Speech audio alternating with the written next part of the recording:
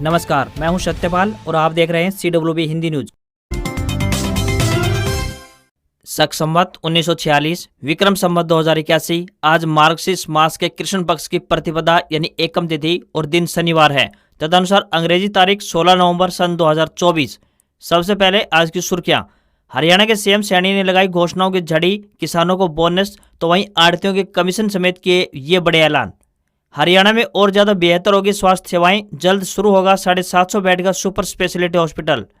हरियाणा में इन गरीबों और मजदूरों को मिलेंगे 6 लाख नए घर, सीएम सैनी सरकार का नया प्लान। प्रदूषण के चलते हरियाणा के 5वीं तक के स्कूल हो सकते हैं बंद, शिक्षा मंत्री का बड़ा बयान आया सामने। मोदी सरकार ने इन कर्मचारियों को सुनाई खुशखबरी, डीए में बढ़ोतरी का दिया तोहफा। सीबीएसई ने किया खंडन, मीडिया रिपोर्ट्स पर न करें भरोसा, सिलेबस में कोई बदलाव नहीं हुआ है और न ही सिलेबस 15% घटेगा। अब ग्रेजुएशन 2 साल में ही कर सकेंगे, यूजीसी अगले साल तक ला सकता है नई पॉलिसी। कमजोर स्टूडेंट्स कोर्स ड्यूरेशन को 5 साल तक बढ़ा भी सकेंगे। और तिलक सैमसन की सेंचुरी से भारत ने जीती सीरीज, टीम ने चौथे T20 में 283 रन बनाए, साउथ अफ्रीका को सबसे बड़ी हार थमाई। और अब खबरें विस्तार से।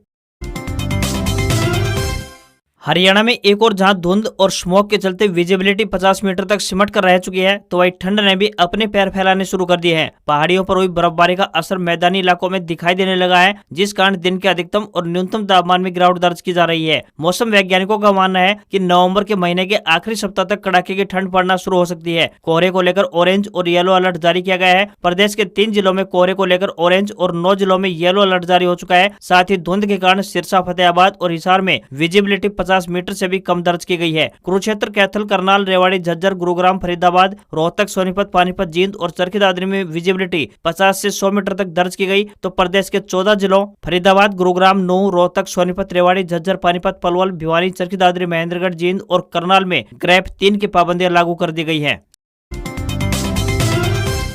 Delhi police housing corporation limited की तरफ से अकाउंटेंट के पदों पर भर्ती के लिए आवेदन मांगे गए हैं। आपको बता देंगे ये भर्तियां 11 महीने के लिए की जाएंगी। जो भी इन पदों पर आवेदन भेजने के इच्छुक है वे उम्मीदवार ऑफलाइन माध्यम से या फिर ईमेल के जरिए अपने आवेदन भेज सकते हैं। आवेदन करने की आखिरी तारीख 11 दिसंबर 2024 रहेगी। इन पदों के लिए उम्मीदवार स्नातक पास होने चाहिए तथा उन्हें 3 साल का अनुभव भी होना चाहिए। न्यूनतम आयु 18 वर्ष और अधिकतम आयु 53 वर्ष निर्धारित की गई है। इन पदों के लिए आपको ऑफलाइन आवेदन या फिर ईमेल के माध्यम से आवेदन भेजने होंगे। उम्मीदवारों से विनम्र निवेदन है कि भर्ती के लिए आवेदन करने से पहले आधिकारिक विज्ञापन अवश्य देख ले।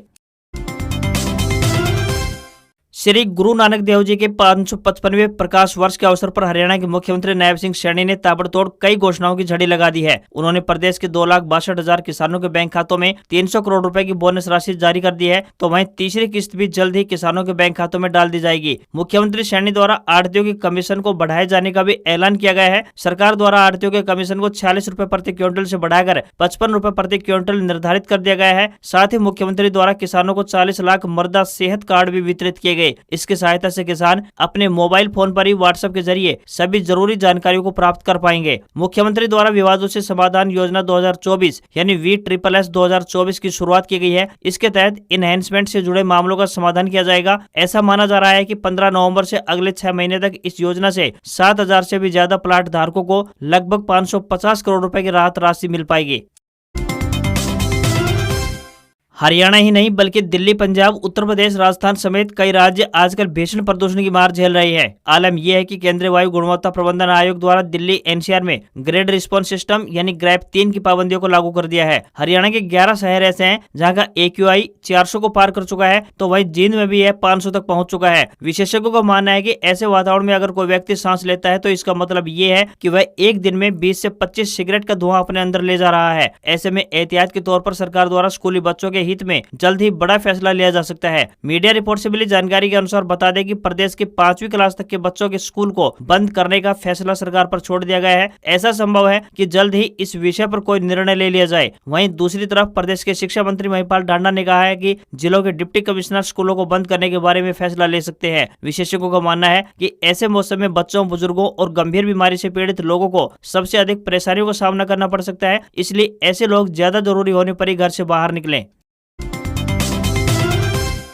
स्टूडेंट्स अब अगले एकेडमिक ईयर से ग्रेजुएशन में कोर्स ड्यूरेशन को घटा या फिर बढ़ा सकेंगे। यूनिवर्सिटी ग्रांट कमीशन यानी यूजीसी ग्रेजुएशन 2025-26 एकेडमिक ईयर से ग्रेजुएशन की डिग्री पूरी करने के लिए एक नए फ्लेक्सिबल अप्रोच पर काम कर रहा है। इसके तहत ग्रेजुएशन डिग्री जो कि 3 से 4 साल में होती है उसे स्टूडेंट्स कम करके 2 से 2.5 साल में भी कर सकेंगे। ये जानकारी UGC chairman M Jagdish Kumar ने आईआईटी मद्रास के एक प्रोग्राम में गुरुवार को दी। आईआईटी मद्रास के डायरेक्टर वी कामाकोटी ने इस पॉलिसी का सुझाव दिया था। इस पर यूजीसी लंबे समय से काम कर रहा है। ग्रेजुएशन डिग्री जो कि 3 से 4 साल की होती है उसे घटाकर 2 से 2.5 साल की जा सकती है। वहीं पढ़ाई में कमजोर स्टूडेंट्स अपने ग्रेजुएशन प्रोग्राम का समय भी बढ़ाकर यानी 5 साल तक कर सकते हैं। यहाँ पर आपको एक बात और बता दें कि किसी भी विषय से ग्रेजुएशन करने वाले छात्रों को इसका फायदा मिलेगा। साथ ही एकेडमिक ईयर 2025-26 से इसे लागू करने की योजना प्रस्तावित है। मीडिया रिपोर्ट्स में दावा किया जा रहा है कि सीबीएसई के सिलेबस में बदलाव किया गया है, जो कि बिल्कुल गलत है। सीबीएसई बोर्ड के 10वीं और 12वीं के सिलेबस में कोई भी बदलाव नहीं किया गया है। 14 नवंबर को सीबीएसई बोर्ड ने एक नोटिस जारी किया जिसमें स्पष्ट किया गया है कि एग्जाम प्रोसेस और मूल्यांकन प्रणाली यानी कि इंटरनल असेसमेंट सिस्टम में कोई भी बदलाव नहीं किया गया है और न ही इसका कोई ऑफिशियल नोटिफिकेशन अभी तक जारी किया गया है। कई मीडिया रिपोर्ट्स में गुरुवार को यह दावा किया गया था कि सीबीएसई ने 10वीं और 12वीं के सिलेबस में बदलाव किया है। साथ ही ये भी दावा किया जा रहा था कि 15% सिलेबस कम कर दिया गया है, लेकिन ऐसा कोई भी बदलाव नहीं हुआ है। सीबीएसई बोर्ड ने नोटिफिकेशन जारी कर इस तरह के सभी दावों को झूठा बताया और कहा कि ऐसी खबरों पर यकीन करने से पहले वेरीफाई अवश्य कर लेना चाहिए। केंद्र सरकार ने 5वें और 6ठे वेतन आयोग के अनुसार वेतन ले रहे कर्मचारियों को बड़ी सौगात दी है। मोदी सरकार ने इन केंद्रीय कर्मचारियों और केंद्रीय स्वायत्त निकायों के कर्मचारियों की महंगाई भत्ता यानी डीए में बढ़ोतरी कर दी है। बढ़े हुए डीए का लाभ 1 जुलाई 2024 से मिलेगा। केंद्र सरकार ने 6ठे वेतन आयोग के तहत केंद्रीय स्वायत्त निकायों के कर्मचारियों के महंगाई भत्ते में 7% का इजाफा किया है, यानी अब डीए 239% से बढ़कर 246% हो गया है। केंद्र सरकार के इस फैसले के बाद 6ठे वेतन आयोग के तहत वाले कर्मचारी उनके मूल वेतन पर 246% की दर से महंगाई भत्ता मिलेगा। 5वें वेतन आयोग के तहत वेतन पाने वाले कर्मचारियों का महंगाई भत्ता 443% से बढ़ाकर 455% कर दिया है, यानी 12% की बढ़ोतरी की गई है। अब इन कर्मचारियों को 455% की दर से महंगाई भत्ता मिलेगा। केंद्र की मोदी सरकार ने 7वें वेतन आयोग के अनुसार वेतन भोगी केंद्रीय कर्मचारियों और पेंशन भोगियों के लिए महंगाई भत्ता यानी डीए और महंगाई राहत यानी डीआर 50% से बढ़ाकर 53% कर दिया है। इसका लाभ भी 1 जुलाई 2024 से ही मिलेगा। हरियाणा में स्वास्थ्य सेवाओं को बेहतर बनाने की दिशा में निरंतर प्रयास हो रहे हैं। इसी कड़ी में करनाल स्थित पंडित दीनदयाल उपाध्याय मेडिकल यूनिवर्सिटी में बनकर तैयार हुआ सुपर स्पेशलिटी हॉस्पिटल से उत्तर भारत के मरीजों को अत्याधुनिक मेडिकल सेवाओं को लाभ मिलेगा। 750 बेड के इस हॉस्पिटल में मरीजों को cancer, heart surgery, kidney transplant जैसी मेडिकल सुविधाएं प्राप्त होंगी। इस हॉस्पिटल के लिए मेडिकल यूनिवर्सिटी में डायरेक्टर, डॉक्टर व प्रोफेसर व अन्य मेडिकल स्टाफ की भर्ती के लिए भी प्रक्रिया शुरू हो चुकी है। यह मेडिकल सुविधाएं उपलब्ध होने पर करनाल, पानीपत, कुरुक्षेत्र और यमुनानगर जिले के लोगों को उपचार के लिए चंडीगढ़ तथा रोहतक पीजीआई की ओर जाने की कोई आवश्यकता नहीं होगी। हॉस्पिटल में 580 नॉर्मल वार्ड और 170 बेड का आईसीयू है, जिसके अंदर kidney transplant, heart surgery, cancer surgery, kidney का डायलिसिस, नेफ्रोलॉजी, एंजियोग्राफिक्स व एंजियोप्लाजिस्ट जैसे 23 डिपार्टमेंट हॉस्पिटल में होंगे। हरियाणा से खाटू श्याम जी मंदिर जाने वाले श्रद्धालुओं के लिए एक अच्छी खबर सामने आ रही है। बता दें कि रोडवेज विभाग ने पलवल से खाटू श्याम के लिए एक सीधी बस सेवा की शुरुआत कर दी है। इस बस सेवा से संचालित होने से इस रूट पर पड़ने वाले गांवों को भी फायदा पहुंचेगा, क्योंकि यहां के यात्री भी इस बस में सफर कर सकेंगे। राज्य मंत्री गौरव गौतम ने मंगलवार को पलवल से खाटू श्याम मंदिर जाने वाली रोडवेज बस को हरी झंडी दिखाकर रवाना किया। ये बस सोहना, तावडू, भिवाड़ी, धारूहेड़ा, रेवाड़ी, नारनौल, निजामपुर, पलसाना, नीमका थाना, रींगस होते हुए राजस्थान स्थित खाटू श्याम जी मंदिर का सफर तय करेगी। खाटू श्याम जाने वाली बस पलवल बस स्टैंड से सुबह 9 बजे रवाना होकर शाम 5 बजे खाटू श्याम पहुंचेगी। रात्रि ठहराव कर ये बस अगले दिन सुबह 6 बजे खाटू श्याम से रवाना होकर दोपहर 2:30 बजे पलवल पहुंचेगी। इस बस में प्रति व्यक्ति किराया 300 रुपए लगेगा। हरियाणा के हिसार में सड़क निर्माण में घटिया सामग्री इस्तेमाल करने पर लोक निर्माण मंत्री रणवीर सिंह गंगवा ने B&R के एक्शन रजनीश व एसडीओ दलवीर राठी और साथ ही जेई सुरेश को सस्पेंड कर दिया है। धांसू से दिक्ताना गांव तक बनाई गई सड़क पर 15 दिन बाद ही उखड़ने के मामले सामने आने पर यह कार्रवाई की गई है। मंत्री ने अधिकारियों को निर्माण एजेंसी से रिकवरी करने के भी आदेश जारी कर दिए हैं। बता दें कि B&R ने धांसू से दिक्ताना गाँव, जो की तकरीबन 6 किलोमीटर लंबी सड़क बनाई थी। सड़क का निर्माण 24 अक्टूबर को ही पूरा हुआ था, मगर 15 दिन बाद यह सड़क जगह जगह उखड़ने लगी थी। ग्रामीणों की माने तो कोई भी वाहन आता है तो सड़क बैठ जाती है, साथ ही सड़क ऊबड़ खाबड़ भी बनाई हुई है। सड़क पर वाहन चलाते समय झटके लगते हैं। ग्रामीणों ने सड़क निर्माण में घटिया सामग्री लगाने का आरोप लगाया था। उनका कहना था कि अगर सड़क निर्माण में ठीक से सामग्री लगाई होती तो सड़क इस तरह से न उखड़ती। मंत्री रणबीर सिंह गंगवार शुक्रवार को दांसू गांव पहुंचे थे। इस दौरान ग्रामीणों ने उनके सामने सड़क निर्माण में घटिया सामग्री इस्तेमाल करने का मामला रखा। मंत्री ने ग्रामीणों की समस्या पर तुरंत कार्रवाई करते हुए B&R के एक्शन रजनीश, SDO दलबीर सिंह राठी व JE सुरेश कुमार को सस्पेंड कर दिया है। मंत्री ने कहा कि सड़कों की गुणवत्ता से कोई समझौता नहीं किया जाएगा।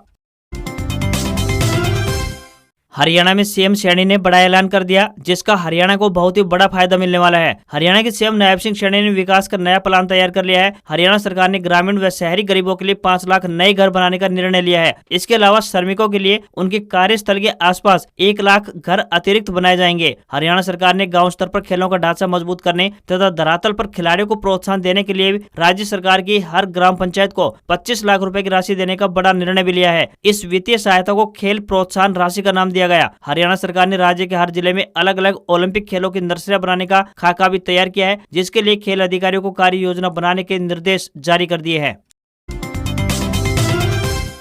राष्ट्रीय ग्रामीण मनोरंजन मिशन सोसाइटी ने 4000 से ज्यादा पदों पर भर्ती निकाली है। उम्मीदवार ऑफिशियल वेबसाइट NRRMS-vacancy.in पर जाकर आवेदन कर सकते हैं। एजुकेशनल क्वालिफिकेशन की बात करें तो किसी भी मान्यता प्राप्त संस्थान से ग्रेजुएशन और पोस्ट ग्रेजुएशन की डिग्री होनी चाहिए, साथ में वर्क एक्सपीरियंस भी होना चाहिए। आयु सीमा की बात करें तो 18 से 23 साल के बीच रखी गई है। सैलरी की बात करें तो पद के अनुसार 21,250 रुपए से लेकर 35,760 रुपए प्रति माह मिलेगी। फीस की बात करें तो जनरल, OBC, MOBC के लिए 350 रुपए फीस रहेगी, तो वहीं SC ST के लिए 250 रुपए फीस वैलिड की गई है। साथ ही वैलिड BPS सर्टिफिकेट होल्डर्स के लिए 250 रुपए भी लगेंगे।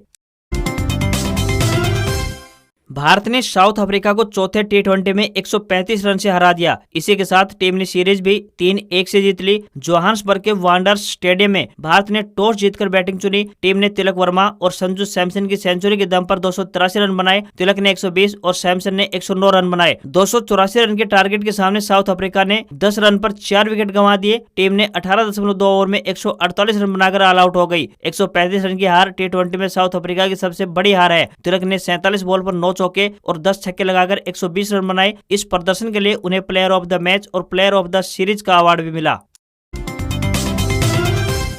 होंडा कोर्स इंडिया ने पॉपुलर सेडान अमेज के 3rd जनरेशन मॉडल का डिजाइन स्केच जारी किया है। सोशल मीडिया एक्स पर शेयर की गई इमेज में सब कॉम्पैक्ट सेडान के एक्सटीरियर डिजाइन और इंटीरियर डिजाइन का खुलासा किया गया है। कार अब नई फ्रंट लुक और एडवांस सेफ्टी फीचर्स के साथ आएगी। न्यू जनरेशन की होंडा अमेज की कीमत की बात करें तो 7.5 लाख रुपए एक शोरूम से शुरू होने की उम्मीद है। इसका मुकाबला न्यू जनरेशन के मारुति डिजायर से होगा। इसके अलावा टाटा टिगोर और हुंडई ओरा को भी टक्कर देते हुए दिखाई देगी। अपकमिंग होंडा अमेज का लुक नई होंडा सिटी और अंतरराष्ट्रीय मॉडल होंडा अकॉर्ड से इंस्पायर्ड है। अमेज में वायरलेस फोन चार्जर और सिंगल पैन सनरूफ जैसे नए फीचर्स भी मिल सकते हैं। सेफ्टी की बात करें तो 6 airbag standard, electronic stability control, एक रियर व्यू कैमरे के साथ एडवांस ड्राइविंग असिस्ट सिस्टम यानी ADAS भी दिया जा सकता है। होंडा अमेज में मैकेनिकली बदलाव शायद ही देखने को मिले। कंपनी का दावा है कि कार 18.6 किलोमीटर प्रति लीटर का माइलेज देगी।